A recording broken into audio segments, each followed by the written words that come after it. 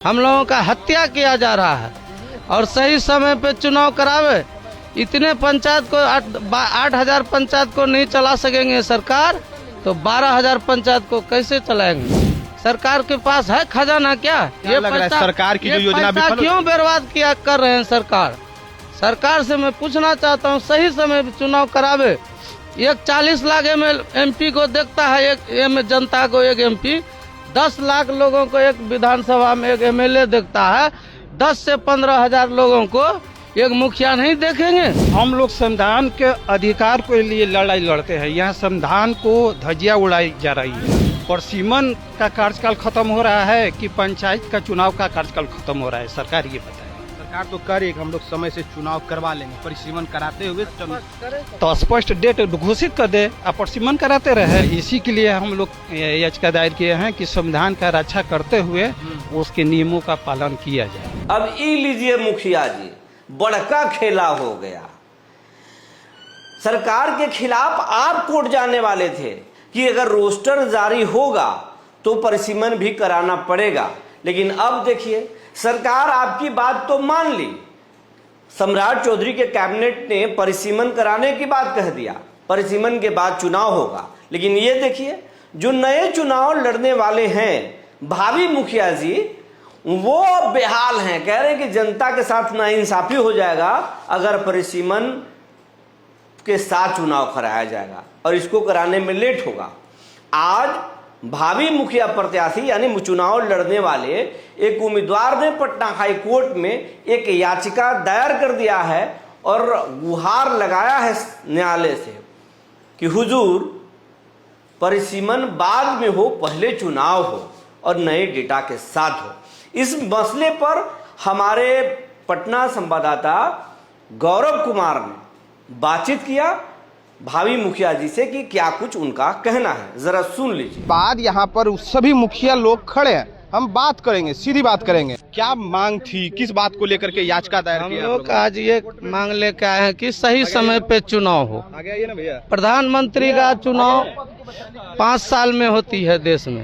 आप कैमरा देखिए। एक मुख्यमंत्री का चुनाव 5 साल में होता है, एक MLA MP का चुनाव 5 साल में होता है, फिर मुखिया का चुनाव 5 साल में क्यों नहीं? सरकार चाहता हूँ, इस तरह का क्यों निर्णय लिया जा रहा है? हम लोगों का हत्या किया जा रहा है और सही समय पे चुनाव करावे। इतने पंचायत को 8,000 पंचायत को नहीं चला सकेंगे सरकार, तो 12,000 पंचायत को कैसे चलाएंगे? कहाँ से लाएंगे वीडियो, कहाँ से लाएंगे पंचायत सचिव, कहाँ से लाएंगे मनरेगा, कहाँ से लाएंगे कर्मचारी? सरकार के पास है खजाना क्या? ये लग रहा है सरकार की जो योजना क्यों बर्बाद किया कर रहे हैं सरकार से मैं पूछना चाहता हूँ, सही समय पे चुनाव करावे। एक 40 लाख MP को देखता है, एक जनता को एक MP, 10 लाख लोगों को एक विधानसभा में एक MLA देखता है, 10 से 15,000 लोगों को एक मुखिया नहीं देखेंगे। ये परिसीमन होने से क्या दिक्कत है आप लोगों को? बहुत दिक्कत है। क्यों बढ़ जाएगा? 5,000 लोगों का नेतृत्व करके क्या करेगा? एक देश में प्रधानमंत्री पूरे भारत को देखते हैं, 140 करोड़ लोगों को, तो एक मुखिया 10,000, 15,000, 20,000 लोगों को नहीं देखेंगे, उसका सेवा नहीं करेंगे, उसका जल कल्याण का काम नहीं करेंगे। ये कहाँ का न्यायालय है? फिक्स पैक्स का चेयर चुनाव कराया है सरकार ने। यदि पंचायत का विभाजन करते हैं सरकार, आपने पैक्स का चुनाव कराया, वो पैक्स चेयरमैन को कहाँ ले जाएंगे आप?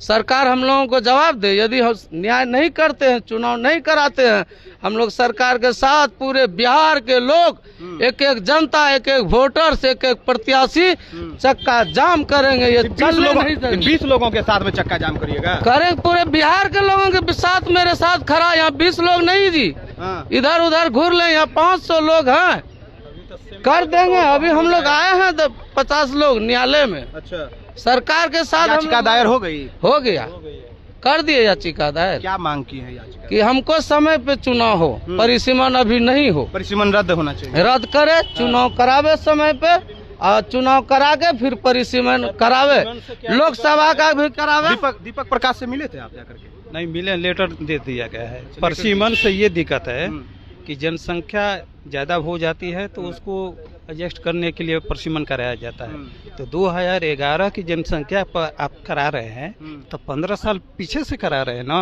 तो सरकार बताइए कि 15 साल में और जनसंख्या बढ़ी है कि घटी है? बढ़ी है ना।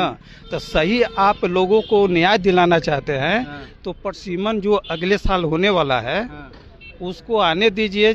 आने के बाद में आप परिसीमन कराते रहिएगा।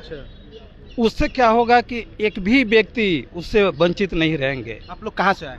हम विक्रमगंज रोहतास से आए हैं। अभी आप मुखिया हैं? इसके पहले हम 2 बार मुखिया रह चुके हैं। मेरा मुखिया रह चुके हैं। हाँ जी, मेरा जो पंचायत है और इस बार फिर से चुनाव लड़ने के मूड में हम लोग संविधान के अधिकार के लिए लड़ाई लड़ते हैं। यहाँ संविधान को धज्जियां उड़ाई जा रही है। तो हम संवैधानिक अधिकार के लिए हम लोग आए हैं।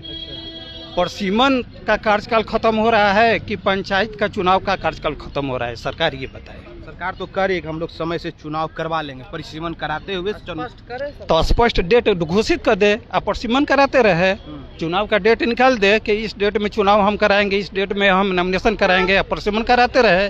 लेकिन परिसीमन भी जो हो रहा है वो सही लोगों के हित में नहीं हो रहा है। आप ही बताइए कि 15 साल पुराना जनसंख्या पर आप कर रहे हैं, 15 साल में आबादी बढ़ गई है तो बाकी लोग के साथ न्याय हुआ? इसीलिए परिसीमन हो भी करता है।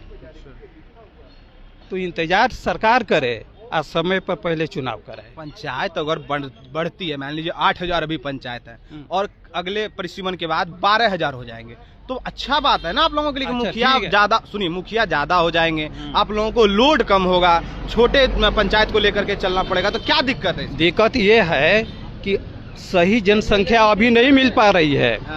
15 साल पीछे का जनसंख्या को लेकर चलते हैं, जबकि अगले साल जनसंख्या जनगणना हो जाता है, उसके बाद अब परिसीमन कराइएगा तो सही न्याय मिलेगा। 15 साल में जनसंख्या बढ़िए गया तो कहाँ आप न्याय कर रहे हैं लोगों के साथ?